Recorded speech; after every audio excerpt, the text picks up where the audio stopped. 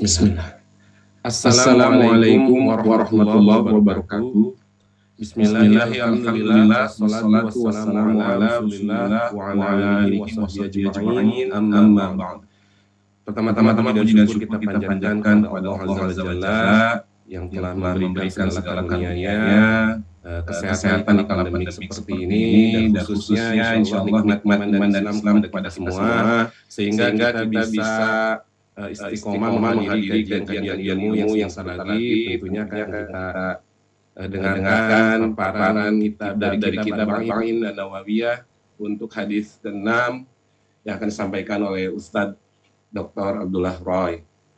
Salawat dan salam kita lantunkan kepada baginda Nabi Muhammad Sallallahu Alaihi Wasallam, kepada para keluarga, para sahabat, para tabiin, tabiin. Mudah-mudahan kita senantiasa mengikuti jalannya Nabi Muhammad Sallallahu Alaihi Wasallam dan sehingga kita bisa mendapatkan syafaat. Amin ya Allah ya Rabbal Alamin. Sebelum kita mulai, sedikit Ana bacakan aturan untuk kajian kita. Mohon kepada para peserta yang hadir di Zoom untuk mematikan mikrofonnya, kemudian bisa mematikan videonya apabila terjadi gangguan internet supaya lebih optimal. Dan siapkan catatan untuk menulis apa yang disampaikan oleh Ustadz. Dan bagi yang ingin bertanya, silahkan tuliskan di kolom chat pertanyaan terkait dari topik yang akan kita bahas nanti. Untuk mempersingkat, untuk mengefektifkan waktu, Anda persilahkan pada Ustadz untuk memulai kajian. Tafadhol Ustadz. Jazakallah khairan. Bismillahirrahmanirrahim. Assalamualaikum warahmatullahi wabarakatuh. Alhamdulillah Rabbil alamin. Wa asyhadu an la ilaha illallah wahdahu la syarika lah. Wa asyhadu anna Muhammadan abduhu wa rasuluhu. Sallallahu alaihi wa ala alihi wa ashabihi. Wa tabi'ina lahum bi ihsanin ila yaumiddin. Wa sallama tasliman kathiran amma ba'd. Alhamdulillah, kita bersyukur kepada Allah SWT yang telah memberikan hidayahnya kepada kita semua, hidayah kepada Islam dan juga iman, sehingga kita hidup mengarungi kehidupan di atas sesuatu yang terang benderang, di atas cahaya, mengetahui mana yang hak dan mana yang batil. Laulallah mahtadaina wala tasaddaqna wala sallaina. Kalau bukan karena Allah, niscaya kita tidak akan mendapatkan petunjuk, niscaya kita tidak akan bersedekah, niscaya kita tidak akan melakukan salat. Ini adalah karunia dan anugerah dari Allah SWT.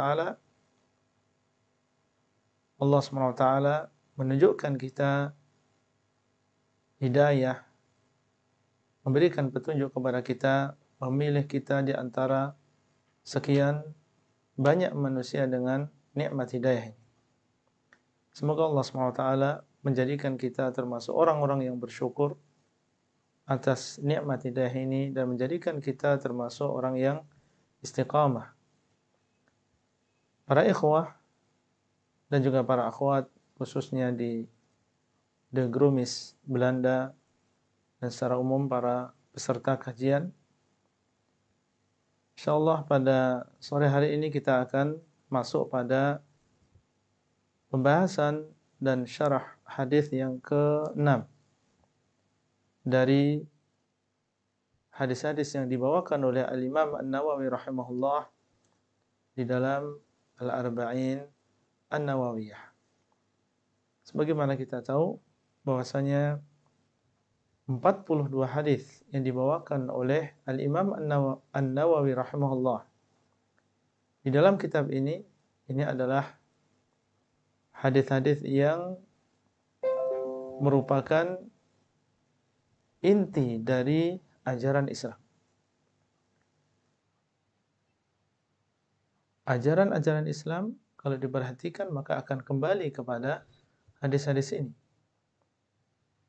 Sehingga barang siapa yang ingin mempelajari agama Islam dan mengenal agama Islam dengan baik, maka adalah dia mempelajari Al-Arba'in An-Nawawiyah. Menghafalnya kalau bisa, kemudian berusaha untuk memahami hadis-hadis yang ada di dalamnya. Baik, seperti biasanya kita mendengar terlebih dahulu hadis yang akan kita bahas, yang akan kita jelaskan. Silakan. Nah, Bismillahirrahmanirrahim.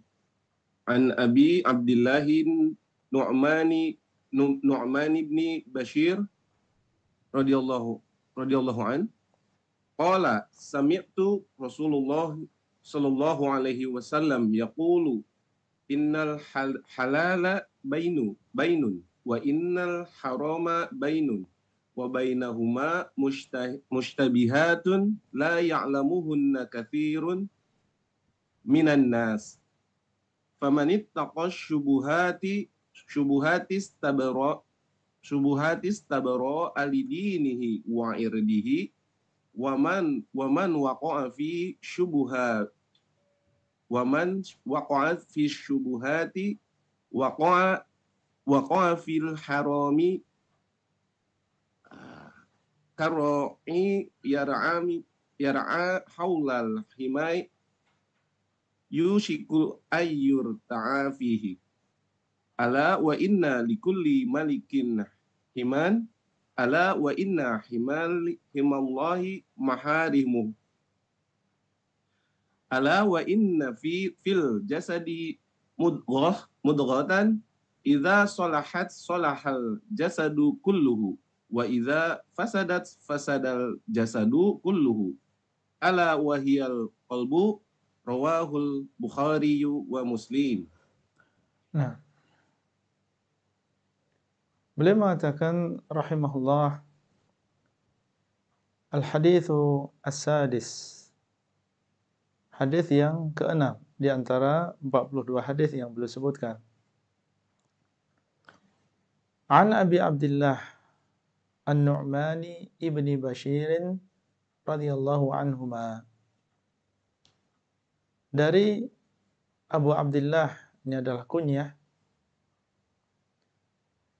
An-Nu'man ibni Bashir. Nama sahabat yang meriwayatkan hadis ini, hadis yang ke-6 adalah An-Nu'man, dan bapak beliau adalah Bashir. Dan keduanya adalah sahabat Nabi SAW, sehingga kita natarallah, ya, kita mendoakan dengan keridhaan untuk keduanya. Kita katakan radhiyallahu anhuma, semoga Allah meridai keduanya. An-Nu'man ibn Bashir ini adalah termasuk sigharus sahabah, termasuk junior sahabah. Maksudnya adalah Nabi SAW meninggal dunia dalam keadaan beliau masih kecil. Ada yang mengatakan berumur 8 tahun. Berumur 8 tahun. Beliau mengatakan, qala sami'tu Rasulullah sallallahu alaihi wasallam yaqul. An-Nu'man bin Bashir mengatakan, aku mendengar Rasulullah sallallahu alaihi wasallam bersabda. Aku mendengar. Artinya langsung mendengar hadis ini dari Nabi sallallahu alaihi wasallam. Tidak ada perantara. Bukan mendengar dari seorang sahabat yang senior. Kemudian sahabat yang senior tadi dialah yang mendengar langsung dari Nabi SAW. Tidak. Tapi beliau mendengar langsung dari Nabi SAW. Dan ini menunjukkan beberapa faedah. Di antaranya adalah tentunya Nu'man ibn Bashir mendengar Nabi SAW mengucapkan hadis ini dan umur beliau 8 tahun atau kurang dari 8 tahun. Karena Nabi SAW ketika meninggal dunia, umur Nu'man bin Bashir adalah 8 tahun.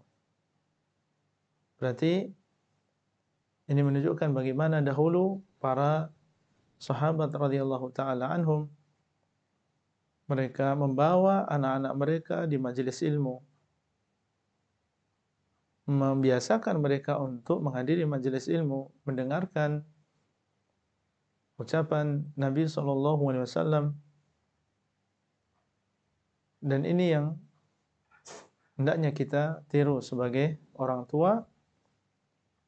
Dari semenjak kecil kita jadikan mereka cinta dengan agama ini, dekat dengan para ulama, dekat dengan majelis ilmu.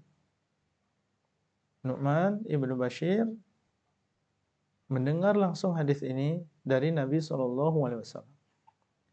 Dan di antara faedah yang bisa diambil, bahwasanya seorang sahabat ketika dia mendengar hadis dan umurnya masih sangat-sangat muda, bahkan sebelum dia balik, kemudian dia menyampaikan hadis tersebut setelah dia balik, setelah dia dewasa, maka yang demikian adalah suatu yang sah-sah saja.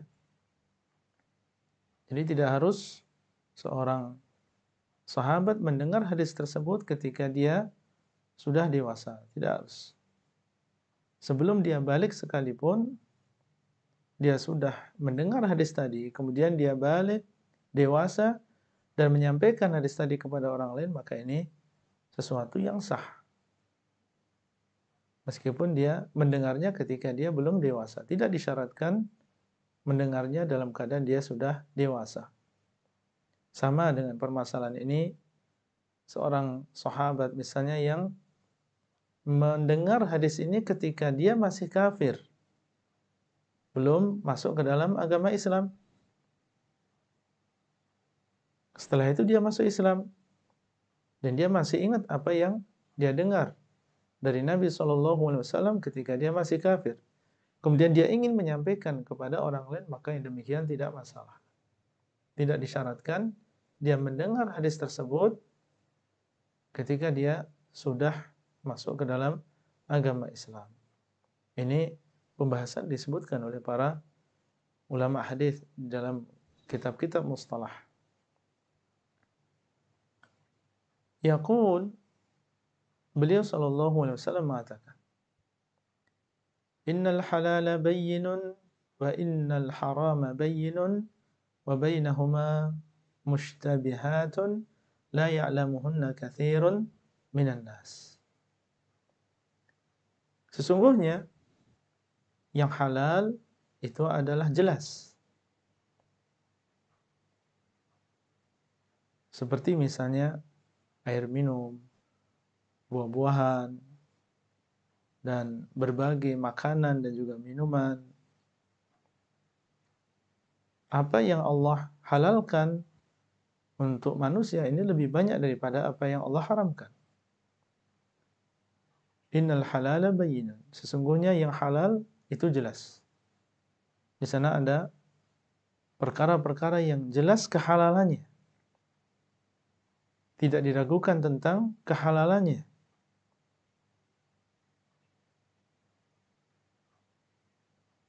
Walladzi ja'ala lakum ma fil ardi jami'an.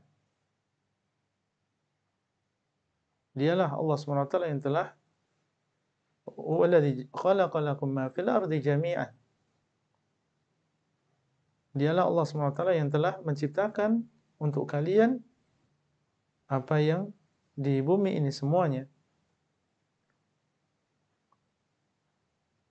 Di sana ada perkara-perkara yang jelas kehalalannya. Berbagai makanan, berbagai minuman, berbagai muamalah, transaksi. Jelas itu adalah sesuatu yang boleh. Wa halallahu al-bai'a wa harrama ar-riba. Dan Allah SWT menghalalkan jual beli dan mengharamkan riba. Seorang memiliki uang dan satunya memiliki barang, kemudian terjadi jual beli.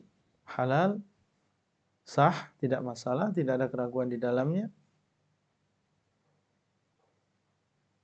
Innal halala bayyinun wa innal harama bayyinun. Dan sesungguhnya yang haram itu jelas. Maksudnya adalah perkara-perkara yang jelas-jelas keharamannya. Seperti misalnya berzina. Allah mengatakan wala taqrabuz zina. Enggak ada keraguan bahwasanya zina ini adalah perkara yang haram. Termasuk dosa besar. Riba. Sebagaimana dalam ayat tadi. Makan harta anak yatim tanpa hak. Durhaka kepada orang tua. Bangkai. Darah. Daging babi. Maka ini adalah perkara-perkara yang keharamannya adalah sesuatu yang jelas. Tidak ada kesamaran di dalamnya. Wa innal harama bayyinun. Jelas dalil. Baik, ini dua jenis. Jenis yang pertama, perkara-perkara yang jelas kehalalannya. Dan yang kedua adalah perkara-perkara yang jelas keharamannya. Kemudian Nabi SAW menyebutkan jenis yang ketiga, wa bainahuma mushtabihatun. Dan di antara keduanya, yaitu antara yang halal dengan yang haram, itu ada mushtabihat, ada perkara-perkara yang samar. Perkara-perkara yang ada kerancuan, ada syubhatnya. Seseorang ragu-ragu apakah ini halal atau apakah ini haram. Dilihat dari satu sisi halal. Tapi ketika dilihat dari sisi yang lain kok seperti makanan yang diharamkan atau sesuatu yang diharamkan oleh Allah. Berarti di sana ada jenis yang ketiga. Ada perkara-perkara yang mushtabihat. Ada perkara-perkara yang samar. La ya'lamuhunna katsirun minan nas. Tidak diketahui perkara-perkara yang syubhat tadi, perkara-perkara yang samar tadi oleh katsirun minan nas. Banyak di antara manusia. Katsir ini adalah lawan dari qalil. Banyak di antara manusia. Ya, bukan hanya satu, dua orang, tapi banyak di antara mereka yang tidak mengetahui hukum dari perkara-perkara yang samar tadi. Menunjukkan bahwasanya pertama, banyak orang yang tidak mengetahui perkara yang samar tadi. Mungkin karena samar dalilnya. Kalau yang halal, yang jelas, yang haram, yang jelas tadi, dalilnya mungkin dia tahu. Oh, ini dalil tentang haramnya zina, ini dalil tentang halalnya buah-buahan. Taib. Ada sebagian perkara yang samar hukumnya karena tidak tahu dalilnya. Atau yang kedua, dia mengetahui dalilnya tetapi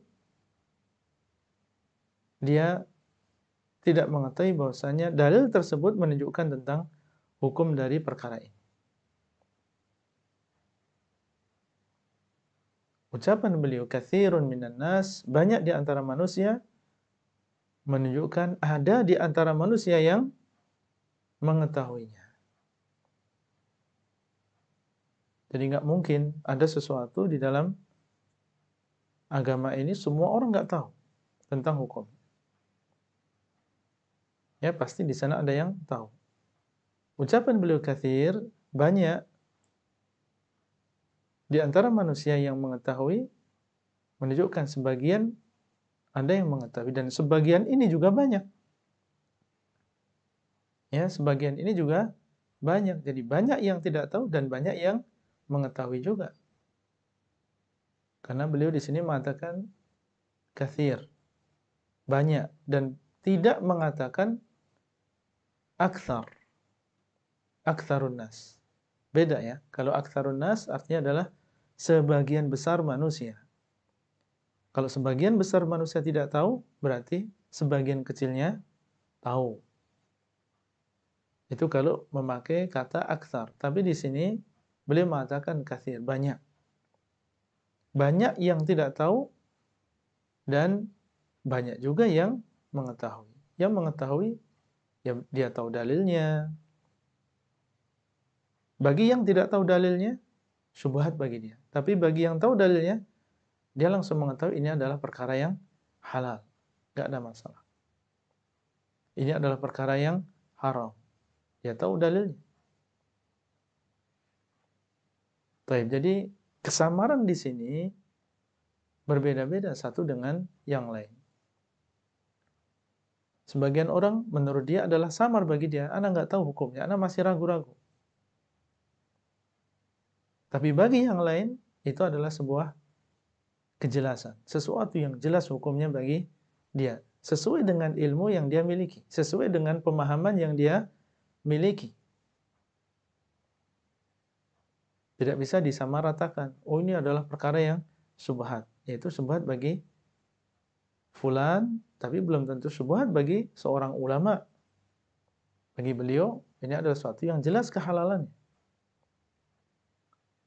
Terkadang syubhat, perkara yang samar di suatu waktu, sekarang misalnya, samar bagi seseorang.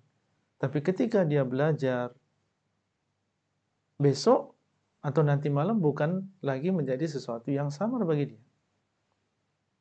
Jadi bukan berarti samar terus sampai dia meninggal dunia, tidak. Karena seseorang belajar, seseorang menambah ilmu. Kemarin samar bagi dia, mungkin hari ini sesuatu yang jelas bagi seseorang. Ya, jadi kesamaran di sini tidak bisa disamaratakan. Semua orang samar, semua orang tidak tahu tentang halal haramnya, tidak. Sesuai dengan ilmu dan juga pemahaman. Dan juga bukan berarti samar terus, tidak.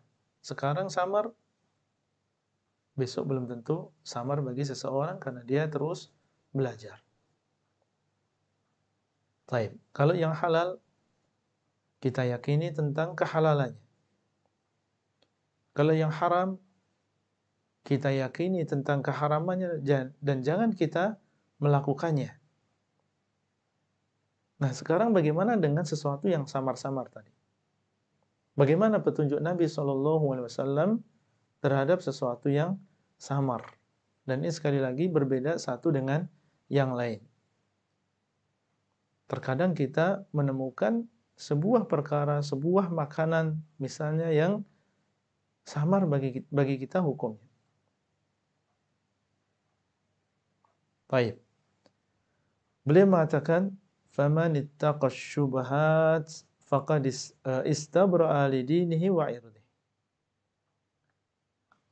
Maka kata Nabi SAW, barang siapa yang menjauhi perkara yang syubhat, menjauhi perkara yang samar, dia sudah berusaha sesuai dengan ilmu yang dia miliki, sesuai dengan pemahaman yang dia miliki, untuk mengetahui itu adalah halal atau haram. Kalau dilihat dari sisi ini kok halal, dari sisi ini kok haram. Ya. Maka bagaimana petunjuk Nabi? Faman ittaqa syubhat. Barang siapa yang menjauhi perkara yang samar, dia tinggalkan. Dia tidak makan makanan tersebut, dia tidak minum minuman tersebut. Karena bagi dia itu adalah sesuatu yang samar hukumnya. Maka kata Nabi SAW, istabra'a lidinihi wa 'irdihi. Sungguh dia telah menyelamatkan dua perkara. Pertama adalah menyelamatkan agamanya, kemudian yang kedua adalah dia menyelamatkan kehormatannya. Baik, menyelamatkan agamanya, karena kita tahu bahwasanya Allah SWT membenci hambanya yang melakukan perkara yang haram. Baik, dia seorang hamba, di depannya ada sesuatu yang membuat dia ragu, dia tinggalkan karena Allah.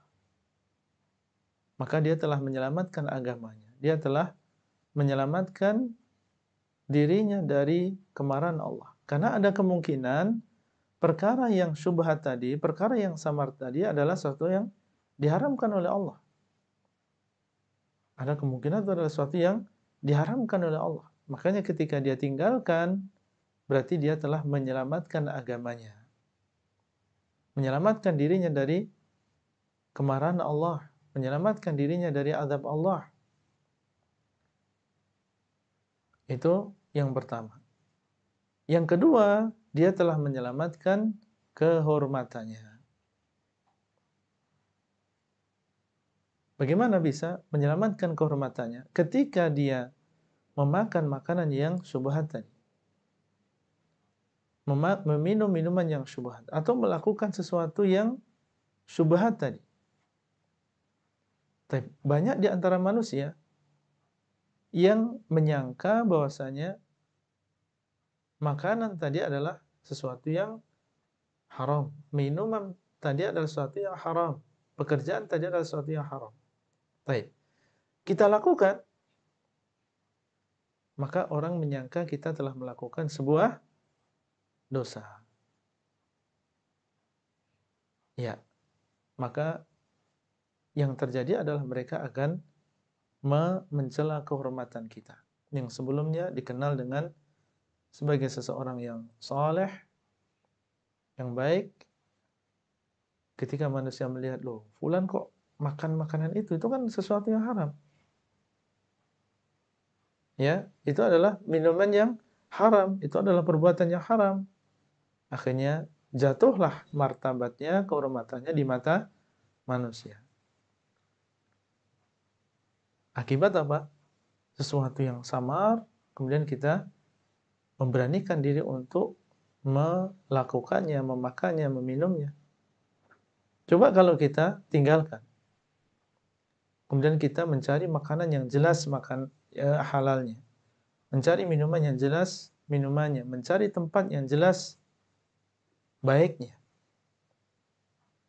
Melakukan perkara yang jelas hukumnya. Maka nggak ada orang yang membicarakan kita. Tidak ada orang yang mencela kehormatan kita. Karena kita jelas-jelas melakukan sesuatu yang dihalalkan di dalam agama kita.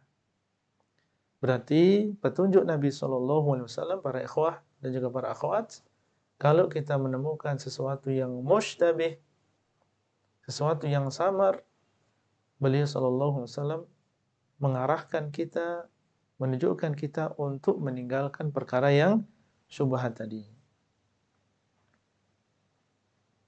Ya, supaya selamat agama kita dan supaya selamat kehormatan kita. Kalau perkara yang syubhat saja, yang samar-samar saja kita tinggalkan, maka tentunya perkara yang diharamkan, yang jelas-jelas keharamannya harus kita tinggalkan. Yang syubhat saja, kata Nabi SAW, ittaqa. Siapa yang menjauhi perkara yang syubhat.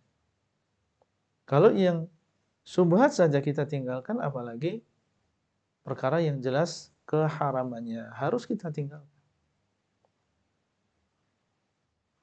Faman ittaqa syubhat istabra'a lidinihi wa irdihi. Dan mungkin seseorang ketika dia belajar, sebelumnya syubhat bagi dia, maka dia tinggalkan. Ketika dia belajar, ternyata dia menyimpulkan sekarang bahwasanya, oh ternyata makanan ini halal. Ya, ternyata makanan ini halal. Ya, kalau jelas bagi dia kehalalannya, silakan. Kalau kemarin kan masih syubhat. Taib. Jadi bisa berubah seseorang dari eh, menganggap sesuatu itu samar, kemudian setelahnya menjadi jelas baginya hukum. Taib. Sekarang bagaimana dengan orang yang dia memberanikan dirinya untuk melakukan perkara yang samar?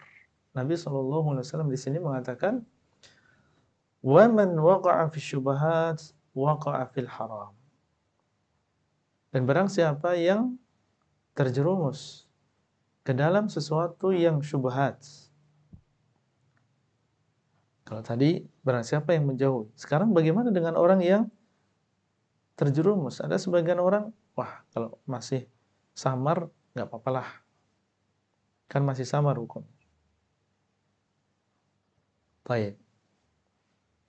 Dan barang siapa yang terjatuh, terjerumus ke dalam perkara yang syubhat, Nabi mengatakan sallallahu alaihi wasallam, waqa'a fil haram, sungguh dia telah terjerumus ke dalam perkara yang diharamkan. Ada sebagian yang mengatakan makna dari ucapan Nabi sallallahu alaihi wasallam, wa man waqa'a fi syubhat waqa'a fil haram, orang yang memberanikan dirinya melakukan sesuatu yang syubhat maka dia telah berdosa.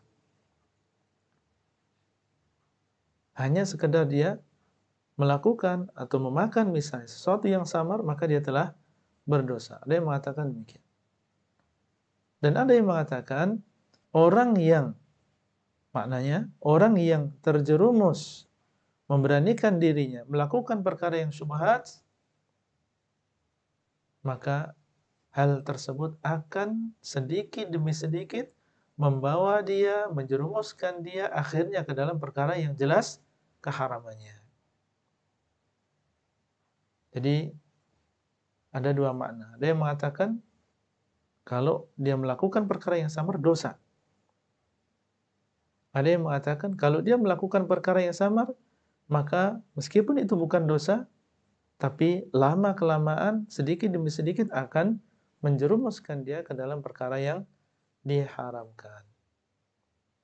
Dan kalau kita melihat perumpamaan yang dibawakan oleh Nabi SAW setelahnya, maka makna yang kedua ini lebih dekat. Apa maknanya? Kalau seseorang terjerumus ke dalam perkara yang samar, maka ini lama-kelamaan akan menjadikan dia terbiasa untuk melakukan perkara yang diharamkan.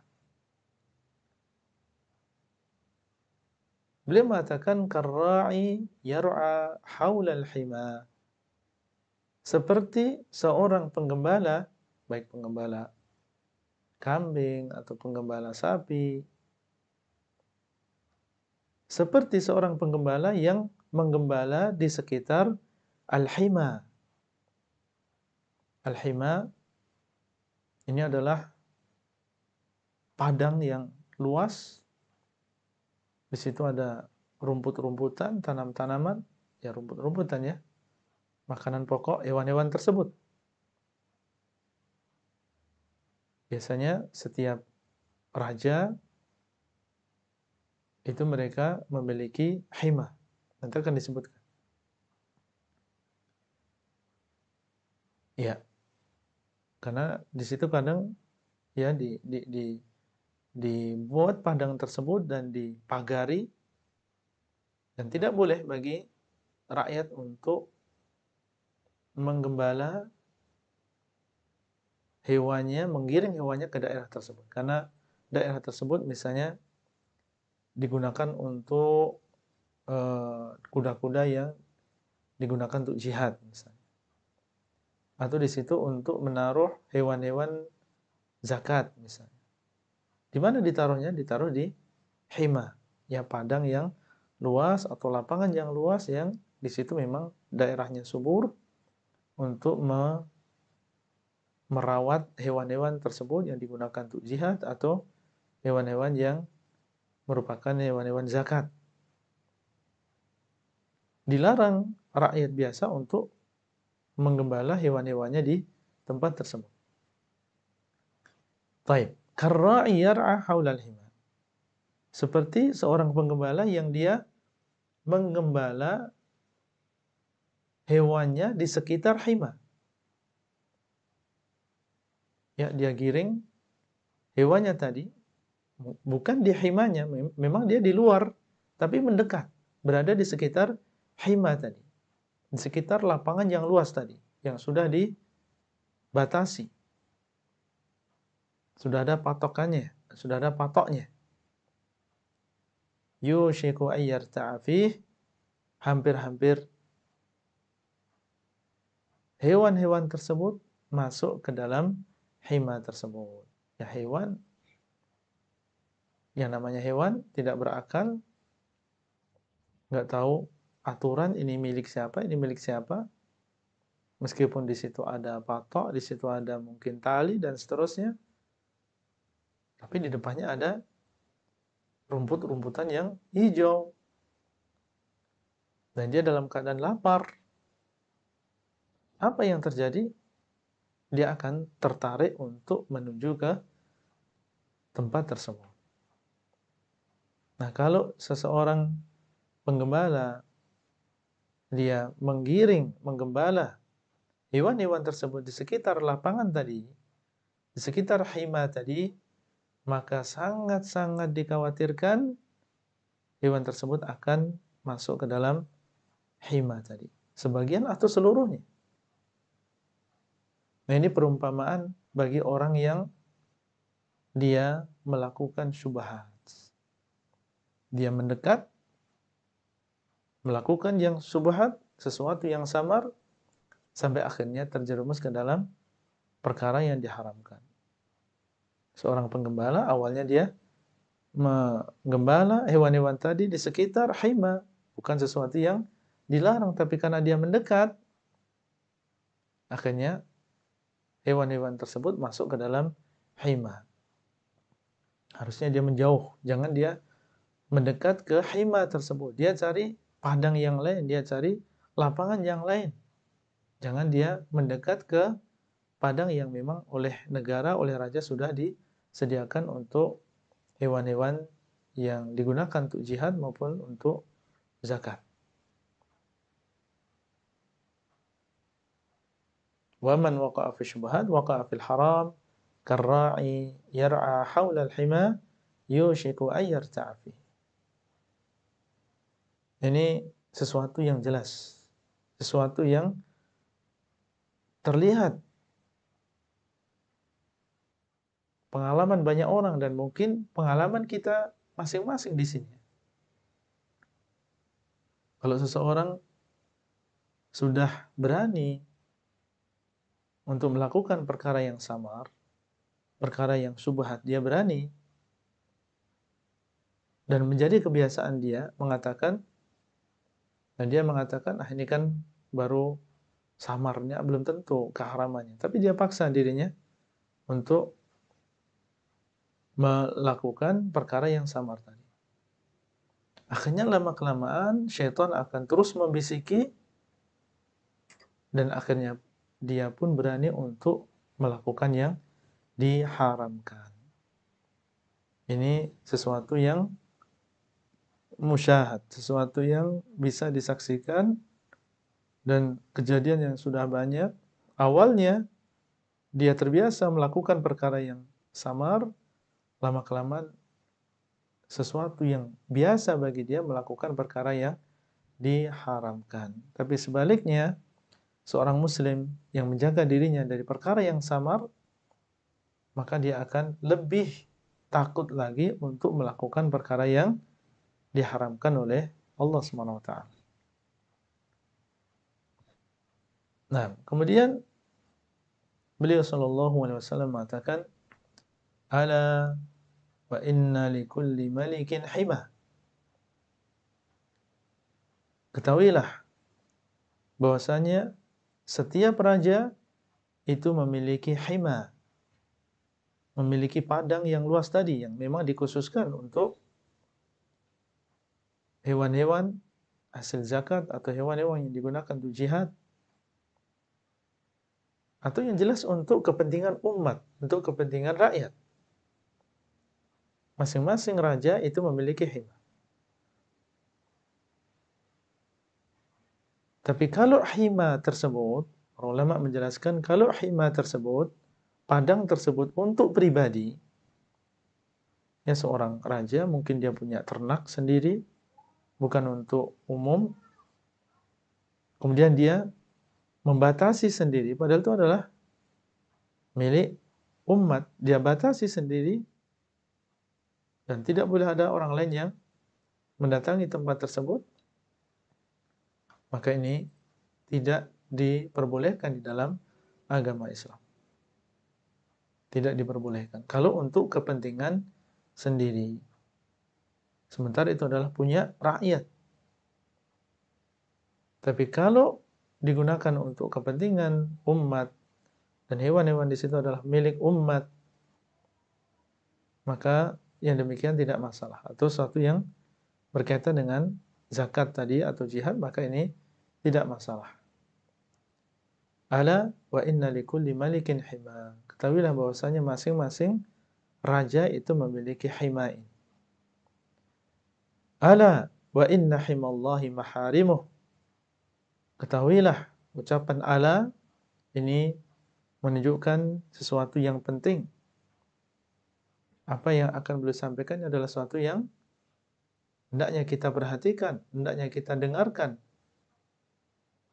Ketahuilah bahwasanya himallah, himanya Allah itu adalah maharimuhu, adalah perkara-perkara yang diharamkan oleh Allah. Berarti jangan mendekat, sebagaimana penggembala tadi berusaha untuk tidak mendekat ke hima raja. Maka kita pun jangan mendekat kepada sesuatu yang diharamkan oleh Allah. Segala sesuatu yang mendekatkan diri kita kepada sesuatu yang diharamkan, maka jangan kita lakukan.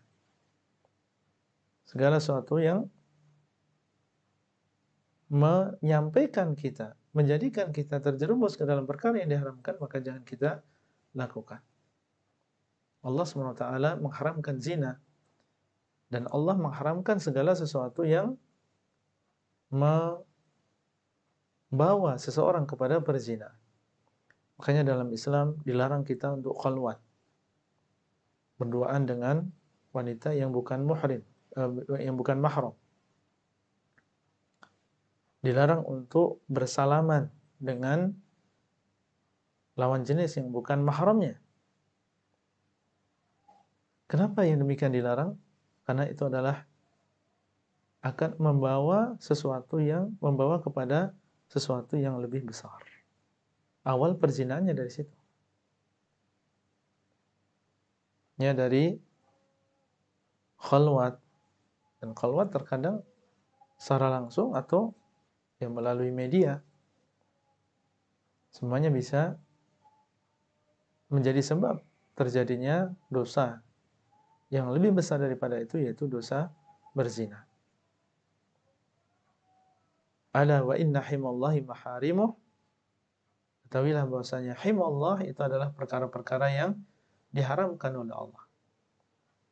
Jadi syubhat, perkara-perkara yang samar ini berada di sekitar perkara yang diharamkan oleh Allah SWT. Jangan kita mencoba untuk melakukannya. Selama itu adalah sesuatu yang samar, ya, jangan kita lakukan. Kita tinggalkan untuk menjaga agama kita dan juga kehormatan kita. Ala wa inna fil jasadi mudghatan.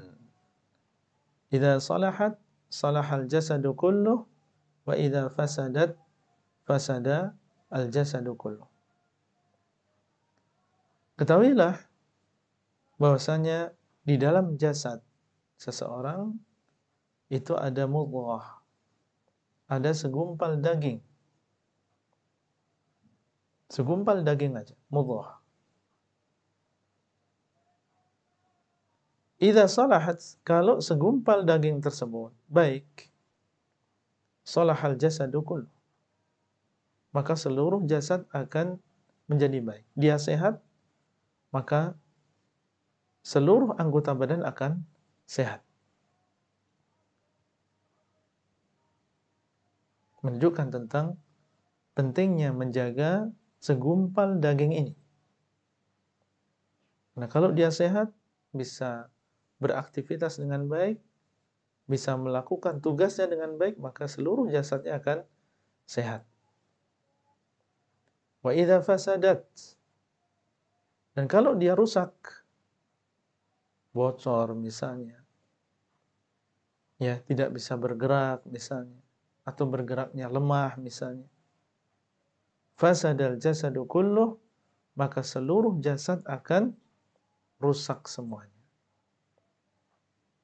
Akan terpengaruh dengan sakitnya dan rusaknya segumpal daging tadi.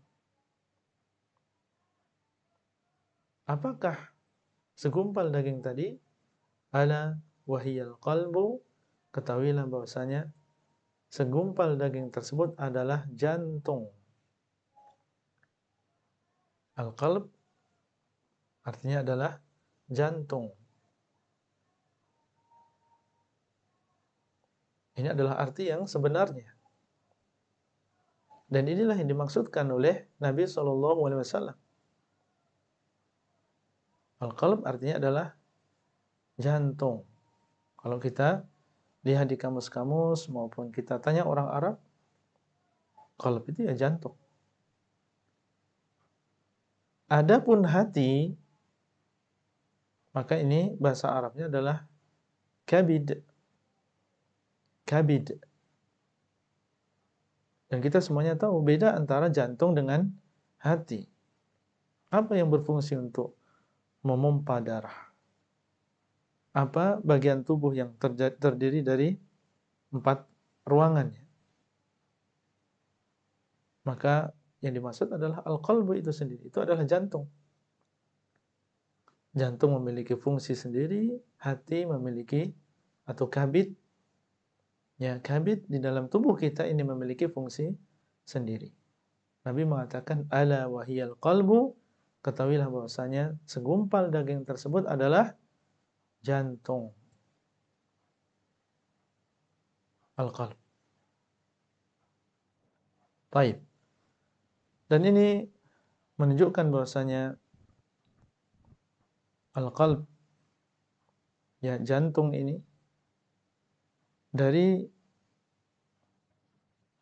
sisi fisiknya atau secara zahir, sebagaimana yang diucapkan oleh Nabi SAW tadi, kalau jantung seseorang itu sehat, maka peredaran darah akan lancar, dan ini akan memberikan efek tersendiri bagi seseorang.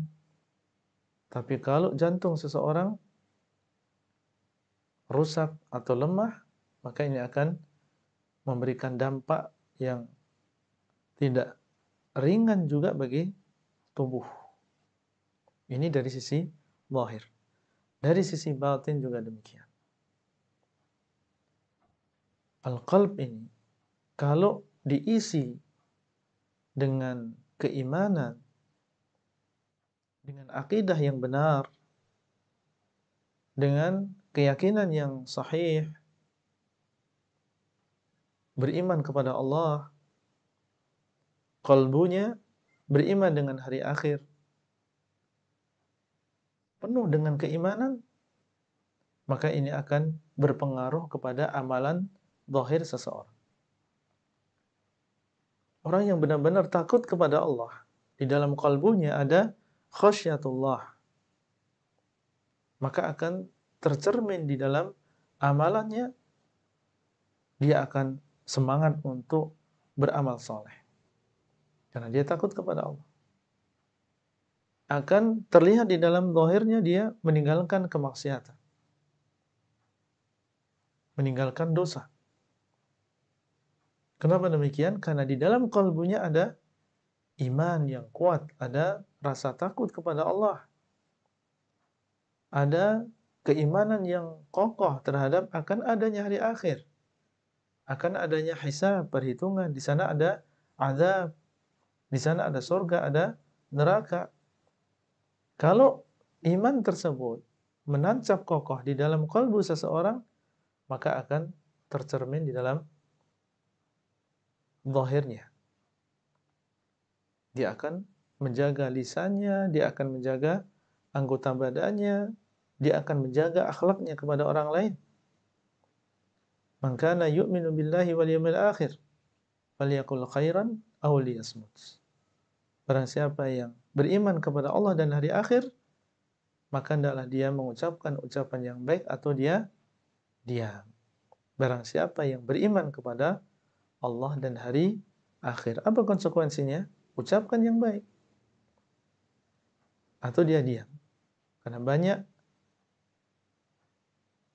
banyak manusia yang kelak masuk ke dalam neraka sebabnya adalah karena dia tidak menjaga lisannya. Nabi SAW mengatakan, wahal yakubbun nas fin nari ala wujuhihim aw qala ala manakhirihim illa hasaidu alsinatihim.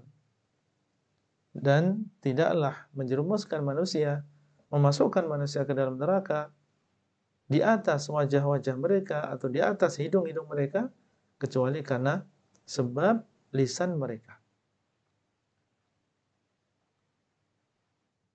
Dan Nabi SAW mengatakan, wallahi la yu'min, wallahi la yu'min, wallahi la yu'min man la ya'manu jarahu bawa'iquhu.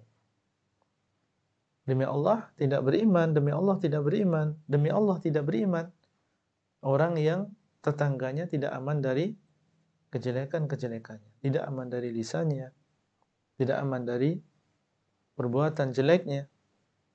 Kalau dia punya keimanan, dia akan berusaha untuk menghormati tetangganya.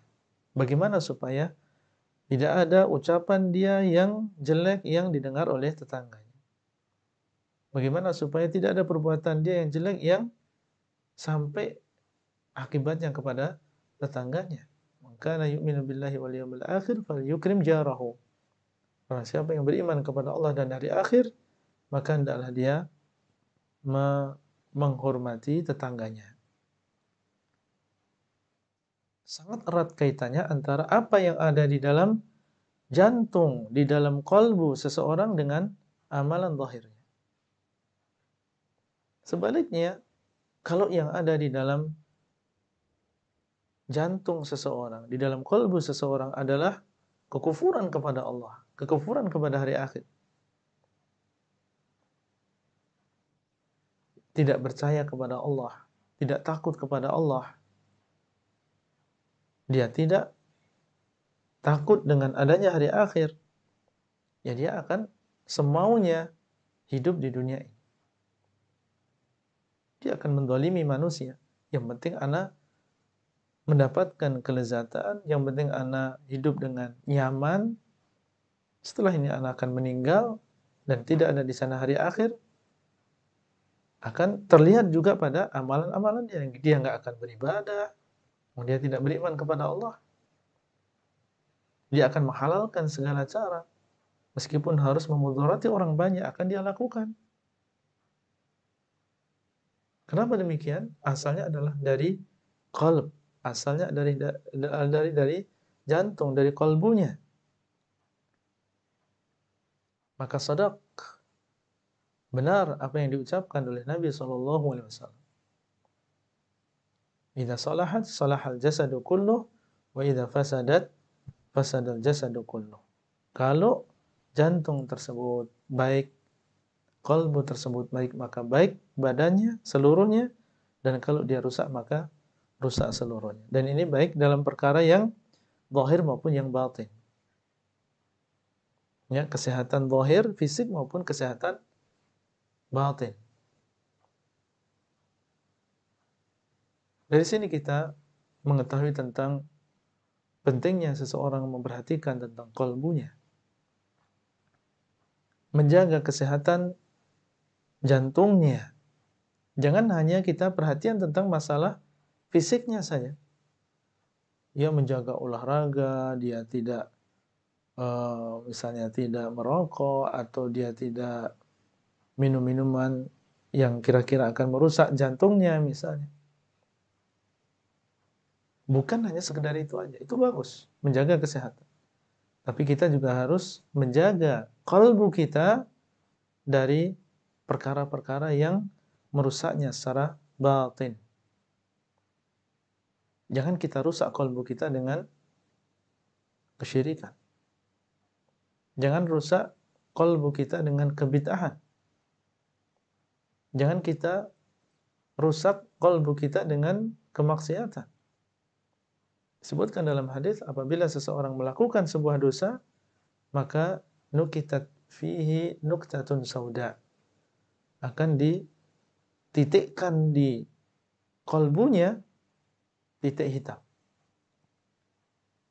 Kalau dia mengucapkan istighfar, maka akan dihilangkan. Kalau dia melakukan dosa lagi, ditambah lagi, sampai sebagian hati ini menjadi hitam karena seringnya dia melakukan kemaksiatan dan jarangnya dia beristighfar kepada Allah.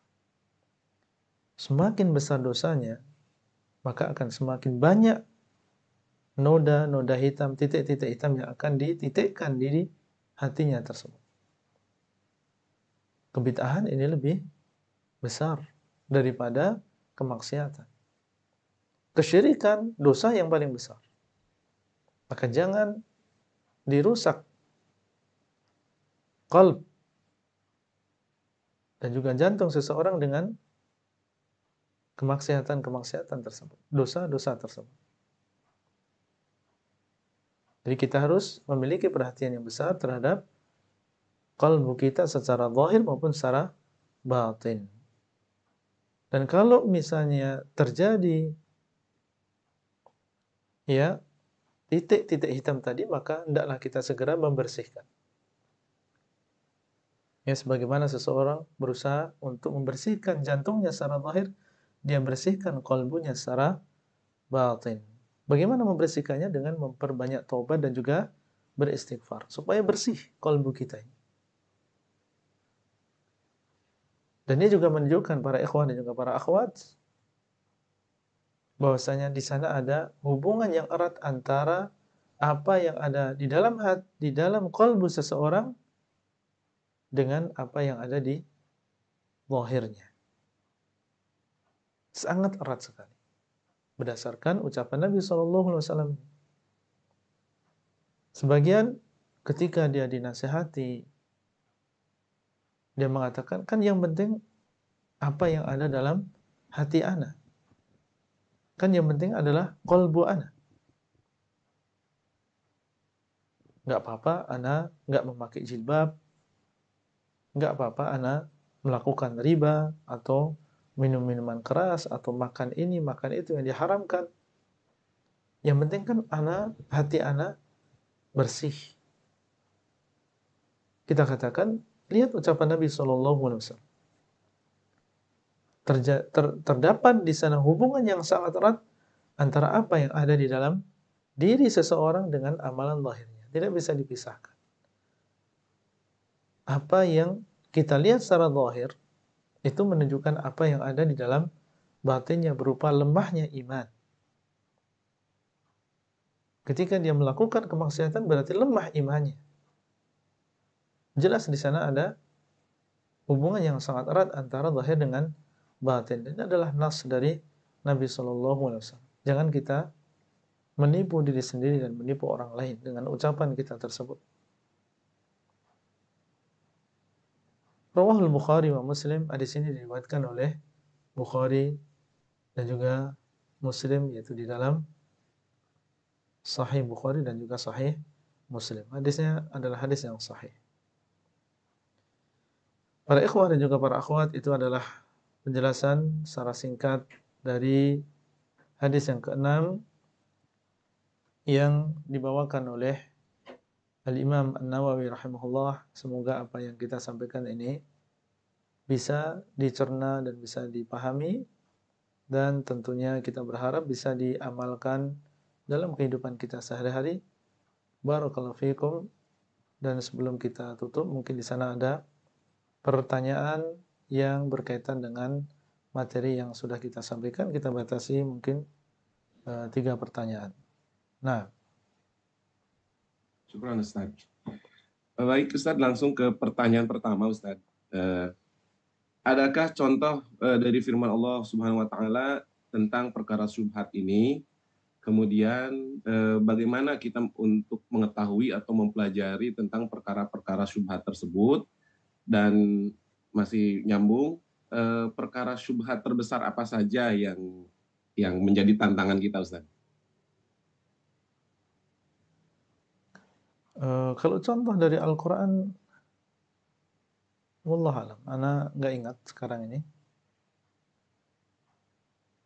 Baik. Pertanyaan selanjutnya tadi apa? Bagaimana cara kita mempelajari atau mengetahui perkara-perkara syubhat itu, Ustaz? Baik. Seperti yang tadi kita sampaikan bahwa perkara yang syubhat ini tergantung dari keilmuan dan juga pemahaman seseorang. Syubhat bagi A belum tentu syubhat bagi B. Ya, syubhat bagi A belum tentu syubhat bagi B. Maka seseorang belajar ya agama yang hak, berusaha untuk mempelajari agama Allah dengan baik, suatu saat akan ada sesuatu yang syubhat bagi dia meskipun dia belajar. Contoh misalnya tentang rokok ya. Mungkin dulu syubhat bagi sebagian. Dia masih bingung apakah rokok ini halal atau haram.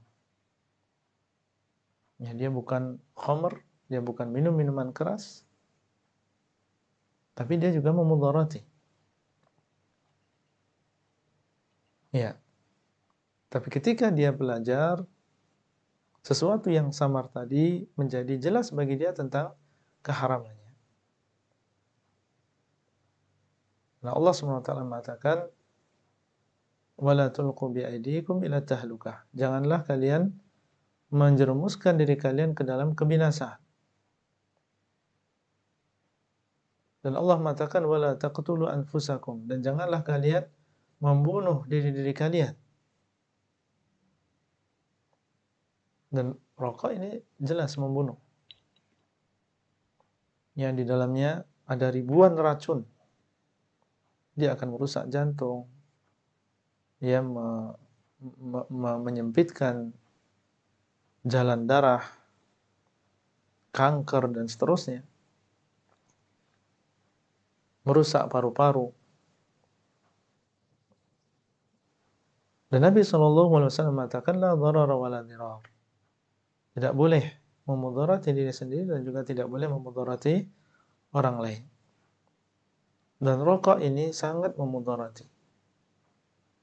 Bahkan terkadang mudaratnya kepada orang lain lebih daripada mudarat bagi orang yang menghisap rokok itu sendiri. Ya, karena orang lain yang berada di sampingnya tidak ada filter baginya. Masuk ke dalam paru-parunya dalam keadaan tidak ada filter. Betapa banyak orang yang dia terkena penyakit bronkitis, padahal dia bukan seorang perokok. Cuma dia sering naik bis dan di dalam bis, sebagian bis ini bis umum ya, ini bebas orang merokok di sana. Dia nggak bisa kemana-mana, dia berada di dalam bis. Diperiksa ternyata terkena bronkitis. Sebabnya adalah itu. Dan ada sebuah kejadian yang kita lihat sendiri di kota Madinah, seorang perawat, dan kita sangat mengenal beliau. Suaminya adalah perokok berat. Ya, akhirnya meninggal dunia di kota Madinah. Ya, sebabnya adalah ternyata kerusakan yang parah di dalam paru-parunya. Meninggal karena sebab suaminya adalah seorang ya perokok berat dan dia bukan seorang perokok. Istrinya bukan seorang perokok. Suaminya masih hidup, istrinya meninggal terlebih dahulu. Termudarati lebih banyak daripada orang yang merokok itu sendiri. La dharara wa la dirar. Tidak ada atau tidak boleh memudarati diri sendiri dan juga tidak boleh memudarati orang lain. Nah, ini menunjukkan bahwasanya rokok ini adalah perkara yang diharamkan di dalam agama Islam. Jelas dia adalah perkara yang diharamkan, tidak ada keraguan di dalamnya. Nah, mungkin sebelumnya bagi seseorang itu adalah sesuatu yang samar bagi dia dan kewajiban dia seperti yang diucapkan oleh Nabi tadi. Kalau itu adalah sesuatu yang samar, maka kewajiban dia adalah meninggalkan. Itu akan lebih selamat bagi agamanya dan selamat bagi kehormatannya. Apalagi tadi soalnya? Tentang syubhat terbesar, Ustadz, tantangan hidup ke depan ini kan banyak gitu ya. Apa? Gitu. Tentunya syubhat yang berkaitan dengan akidah, ya, berkaitan dengan keyakinan. Banyak di sana perkara-perkara yang samar yang disebarkan oleh kelompok-kelompok yang sesat. Maka kita harus waspada. Dan di antara usaha kita untuk membentengi diri kita dari syubhat tadi, sekali lagi kembali kepada ilmu agama. Kembali kepada ilmu agama. Inilah yang akan biiznillah akan menjaga kita dari syubhat-syubhat tersebut. Tapi kalau seseorang membiarkan dirinya dalam keadaan bodoh, ridha terhadap kejahilan dirinya, maka ini akan semakin rentan untuk terpengaruh terhadap syubhat-syubhat tadi. Nah, Syukron Ustadz atas jawabannya. Dan kebetulan pertanyaan kedua ini telah terjawab tadi, contohnya tentang rokok. ya, Kita masuk ke pertanyaan terakhir mungkin Ustadz. ya. Ini yang bertanya sepertinya dari Eropa ini Ustadz. Nah, jadi di sini ini kita kalau mau tahu suatu makanan itu halal, syubhat gitu ya. Bahkan syubhat kita bisa tahu Ustadz, atau haram udah pasti gitu ya. Itu ada satu kode yang dikeluarkan oleh pemerintah di sini gitu ya. Kemudian kita bisa cek di aplikasi Ustadz, apakah tadi kategorinya halal, syubhat, atau haram. Nah, bagaimana apabila kita baru tahu gitu bahwa ternyata hal tersebut syubhat atau haram, Ustadz? Bagaimana cara kita bertaubatnya, Ustadz? Itu pertanyaan dari salah satu yang hadir sini, Ustadz. cukup kita menyesal, ya, menyesal dengan apa yang sudah terjadi. Kemudian kita tinggalkan, kalau kita masih punya barangnya ya kita buang. Kemudian kita bertekad di masa yang akan datang untuk tidak melakukan itu kembali. Dan lebih berhati-hati dalam makanan dan juga minuman, dalam masalah halal dan juga masalah haram ini.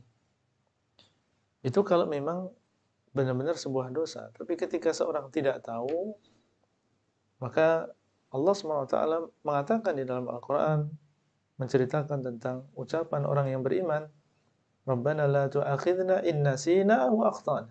Wahai Rabb kami, janganlah engkau azab kami kalau kami lupa atau kami salah.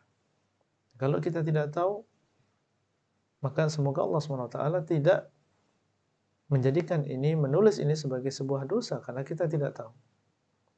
Dan Nabi SAW mengatakan, Inna Allah tajawaza li an ummatil khata' wan nisyana wa mastukrihu alaih.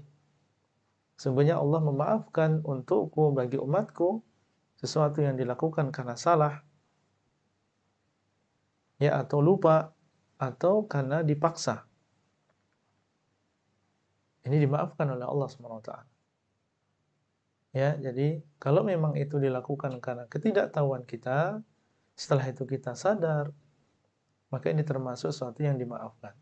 Kalau itu adalah sesuatu yang kita lakukan dengan sengaja dan kita tahu hukumnya, maka seperti yang tadi kita sebutkan, kita bertobat kepada Allah dengan 3 syarat. Pertama adalah menyesal, kemudian kita tinggalkan, kemudian yang ketiga adalah kita bertekad di masa yang akan datang untuk tidak melakukan itu kembali. Barakallahu fikum. Nah, Ustadz, sepertinya pertanyaannya sudah habis, Ustadz. Baik, Pak. Barakallahu fik. Ya, apa ada Ustadz? Untuk mungkin Ustadz akan menutup kajian ini. Ya. Alhamdulillah alladzi bi ni'mati tatimmu shalihat.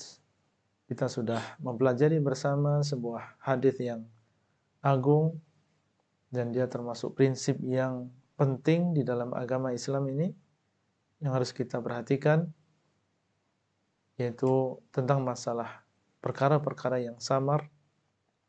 Apabila seseorang samar baginya sebuah hukum, apakah itu adalah perkara yang halal atau perkara yang haram, maka petunjuk Nabi SAW adalah meninggalkan perkara yang samar tadi untuk menyelamatkan agama kita dan juga kehormatan kita.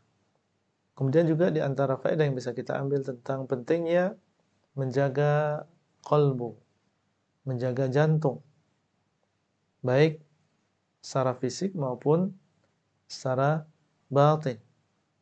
Secara fisik, seperti misalnya kita menjaga makanan, kemudian juga pola makan, pola hidup, olahraga yang seimbang, tidak berlebihan dan juga tidak kurang, disesuaikan dengan umur dan juga keadaan. Ini termasuk penjagaan jantung, termasuk syukur terhadap nikmat Allah. Demikian pula menjaga jantung kita, menjaga qalbu kita dari perkara-perkara yang merusaknya seperti kemaksiatan, kebid'ahan, kesyirikan. Semoga Allah SWT memberikan taufik kepada kita semuanya. Demikian yang bisa kita sampaikan dan sampai bertemu kembali pada pertemuan yang akan datang. Wassallallahu ala nabiyyina Muhammadin wa ala alihi wa sahbihi ajma'in. Wassalamualaikum warahmatullahi wabarakatuh. Waalaikumsalam warahmatullahi